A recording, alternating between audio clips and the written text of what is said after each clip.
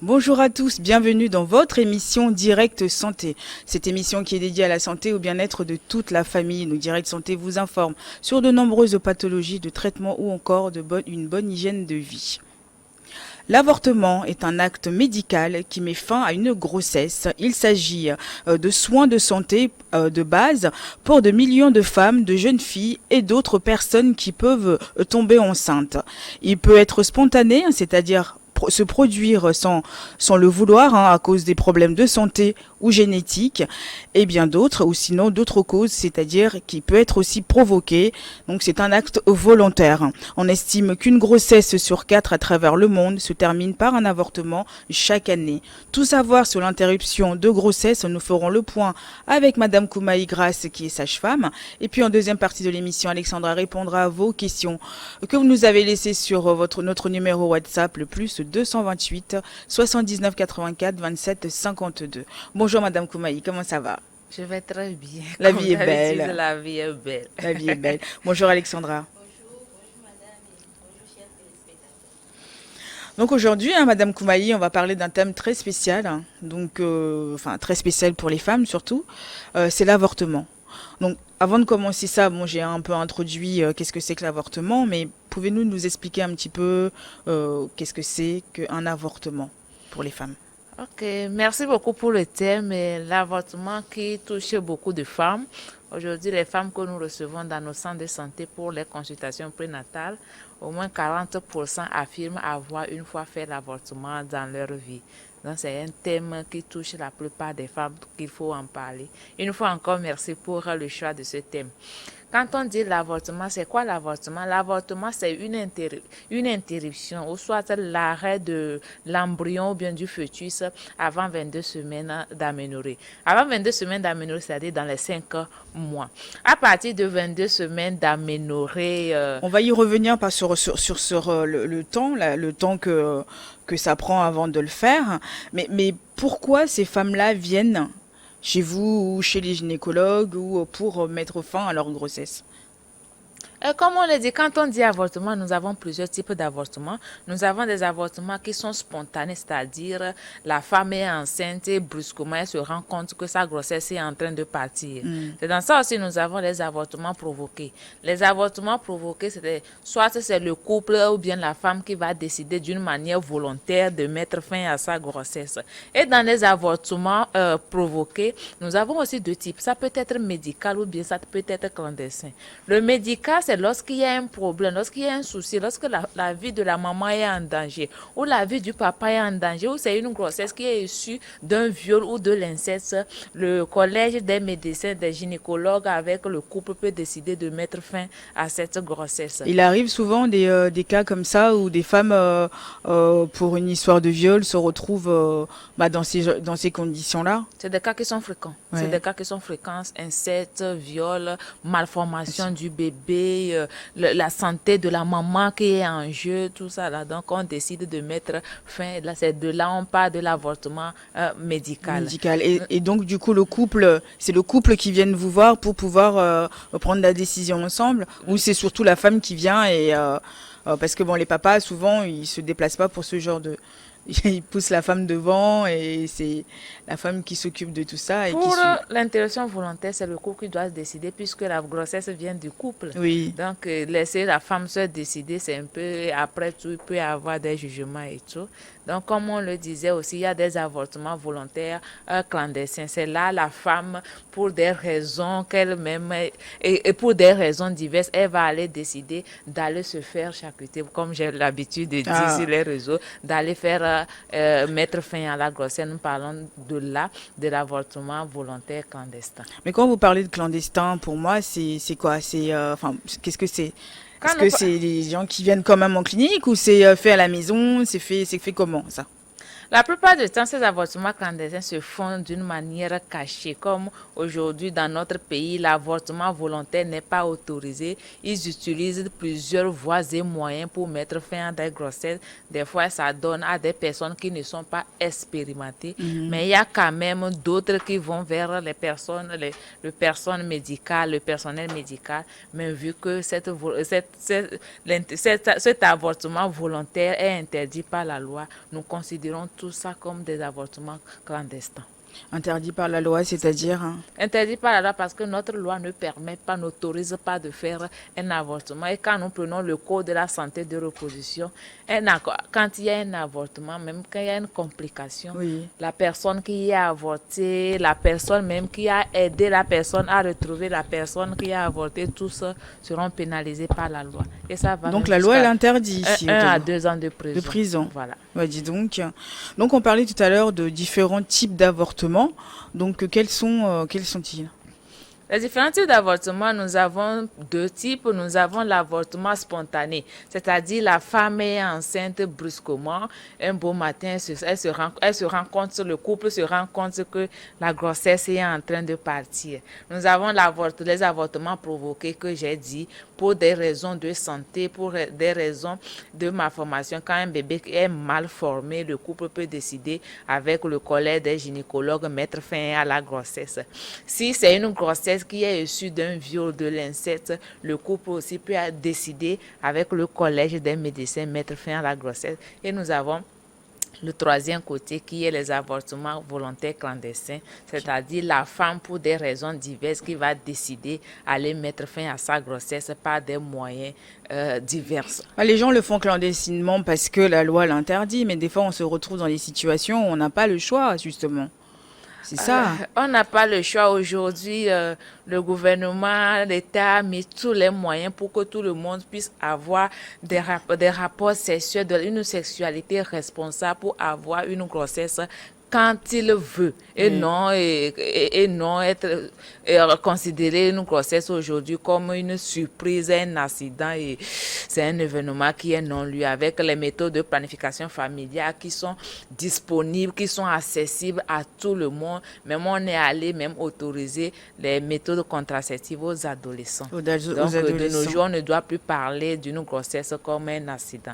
Ça doit être un truc qui est planifié. Qui est planifié. Voilà. Mais justement, également appelé interruption volontaire de grossesse ou bien IVG, peut-être déclenché, ça peut être déclenché de quelle manière, de différentes manières, mais lesquelles, hein, s'il vous plaît? Parler, c'est faire une publicité puisque c'est des choses que nous défendons. Oui. Donc, donner ces moyens pour moi, et c'est faire une publicité de ces voies et moyens. Mais ce que nous devons savoir, il y a plusieurs moyens. Il y a la voie chirurgicale à l'hôpital. On peut faire par aspiration. On peut aspirer. On peut donner des médicaments pour déclencher. Tout dépend de l'âge de la grossesse. Comme je l'ai dit, avant 22 semaines d'aménorrhée, on parle d'avortement. Après 22 semaines d'aménorrhée, ce n'est plus un avortement, c'est la mort de l'enfant, c'est la mort du fœtus dans l'utérus. Parce que déjà à 5 mois, un enfant peut naître et vivre en bonne santé avec l'évolution de la technologie d'aujourd'hui. Dans ces voies, dans l'hôpital, nous avons l'aspiration, nous avons la voie médicamenteuse. Mais quand nous allons sur le plan traditionnel, il y a des médicaments, les tisanes que des gens prennent. Et tout récemment, on a... Et ça, c'est très dangereux. Très parce dangereux. qu'il faut aller, Une fille de 18 ans qui a pris 3 bols de sucre pour pouvoir avorter. Vous voyez, donc c'est moyen, chacun a sa manière. Ah oui, non, il faut toujours aller consulter un spécialiste. Et comme vous l'avez dit tout à l'heure, que de toute façon, une grossesse, on ne peut plus dire aujourd'hui que c'est, bon, à part les cas de viol, comme on l'a dit, mais une grossesse, quand on est, à partir du moment où on a des rapports sexuels, on ne peut plus dire que c'est un accident, non, c'est arrivé comme ça, puisque la femme doit savoir aussi son cycle, la femme doit aussi, et puis l'homme, enfin, comme il y a les préservatifs, il y a d'autres types aussi de moyens contraceptifs, comme on l'avait dit lors de nos précédentes émissions. Donc, aller prendre des tisanes ou aller prendre n'importe quelle méthode, c'est très dangereux. C'est très, très dangereux pour la santé. Et pour votre vie même. Très dangereux pour la santé immédiate, la santé à la longue, et le plan qui est vraiment très difficile. Il y a le plan psychologique qui est vraiment très difficile à gérer. Surtout qu'après ces séries d'avortements, la femme se retrouve dans le couple avec un cas d'infertilité. Ah là là, c'est la culpabilité à vivre. C'est les risques. Donc, ça de touche tout ça. psychologiquement. Et certaines regrettent après, hein? Oui, c'est ce que je dis. Les femmes regrettent, celles qui ont avorté, Tout le monde sait que c'est interdit par les messages bibliques, etc. Que ce soit le Coran, l'avortement est interdit. Le faire, les femmes se culpabilisent. Et là où la culpabilité est vraiment grande, c'est le cas où la femme se retrouve dans un foyer avec un cas d'infertilité. On se dit, c'est parce que j'ai fait ceci que je n'ai plus d'enfants, c'est parce que voilà. Même le cas des avortements spontanés. Oui. C'est vraiment très tragique. Moi, j'ai l'habitude de dire aux parents que une femme qui perd son enfant à 3 mois, une grossesse de 3 mois, a la même douleur qu'une femme qui perd son enfant qui a 30 ans. C'est la même douleur. Et il y a un côté aussi que nous oublions, c'est le côté des papas. Les papas sont vraiment traumatisés. Il y a un traumatisme après ces avortements. Et après ces avortements, il ne faut pas... Ce qui est bizarre, on met le tort sur la femme. C'est parce que tu as fait ceci, la grossesse est partie. Tu aurais dû faire ceci. Comme je l'ai dit, pour des avortements provoqués, jusqu'à aujourd'hui, on ne connaît des avortements volontaires.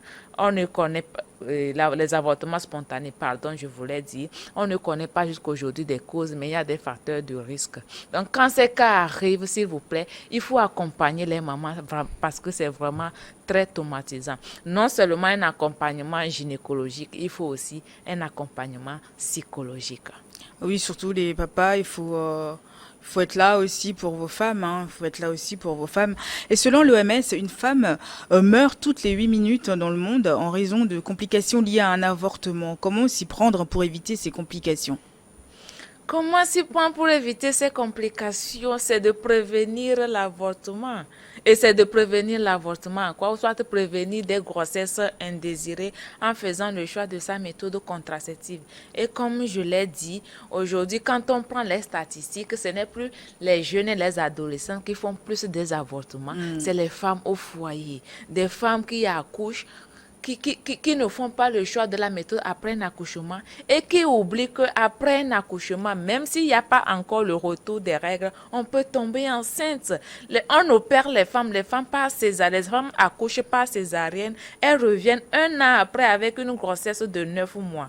Et dans ce lot, il y a plusieurs, parce qu'elle a fait la césarienne, elle a accouché, ça ne fait pas encore 3 mois. Pour éviter la moquerie du public, on préfère aller se faire charcuter, comme j'ai l'habitude de le dire. Et de quelle manière, point d'interrogation, on se donne à des personnes qui n'ont pas d'expérience ou bien on s'empoisonne parce qu'on prend des tisanes, la quantité qu'on ne maîtrise pas. Comme je l'ai dit, comment une fille de 18 ans peut aller prendre 5 bols de sucre en même temps dans le souci d'avorter.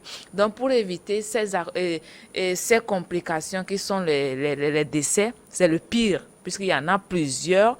Il faut prévenir des avortements et des grossesses indésirées. En faisant le choix de sa méthode contraceptive. Et il y a aussi un aspect. S'il arrive, on le dit, je ne fais pas la promotion, s'il arrive que vous vous donnez à cette aventure et que ça tourne mal, s'il vous plaît, l'hôpital n'est pas là pour vous condamner. L'hôpital n'est pas là pour vous juger. À l'hôpital, il y a les services qui sont là pour des soins après avortement. N'ayez pas honte, allez-y à l'hôpital, on va vous prendre en charge. L'hôpital ne va pas vous envoyer à la justice après. Parce que certaines restent à la maison, elles vont se donner, elles saignent, il y a des douleurs, il y a des odeurs bizarres. Elles arrivent parce qu'il y a une perforation de l'utérus. Elles arrivent avec un cas critique, soit c'est une fille de moins de 18 ans qui se fait sauter son utérus. Il y en a plein aujourd'hui dans la capitale. Donc, quand vous vous adonnez à cette aventure, n'ayez pas honte. L'hôpital peut vous soigner. L'hôpital peut vous aider à récupérer. Quel qu'en soit les cas, c'est votre santé. Oui, c'est surtout que on ne peut pas rester à la maison puisqu'il y a des infections. Il y a tout ça qui est lié. Donc, comme elle le dit, n'ayez pas peur et allez-y. Allez consulter un médecin et puis allez voir, parlez-en aussi à vos parents, surtout les jeunes filles. Parlez aux parents et puis les parents aussi parfois ils sont pas très compréhensifs, vous savez, Madame Koumaï. Mais quand on sait qu'on a des parents qui ne comprennent pas, on fait quoi? On prévient. Et comme je l'ai dit, je ne fais pas la promotion. Quand s'il arrive ainsi, n'ayez plus honte. Pensez à votre santé, pensez à vos parents qui ont investi à ce que vous n'arrivez là. Pensez aussi que vous aurez un coût parce que quand il y a une infection qui se complique dans le foyer, vous allez souffrir. Et aujourd'hui, nous voyons ce type de femmes aussi qui font des tours des cliniques, les tours des gynécologues à la recherche de l'enfant. Donc, ayons une sexualité responsable pour ne pas en arriver là. On va marquer juste un temps de pause. Restez avec nous. On revient après les informations.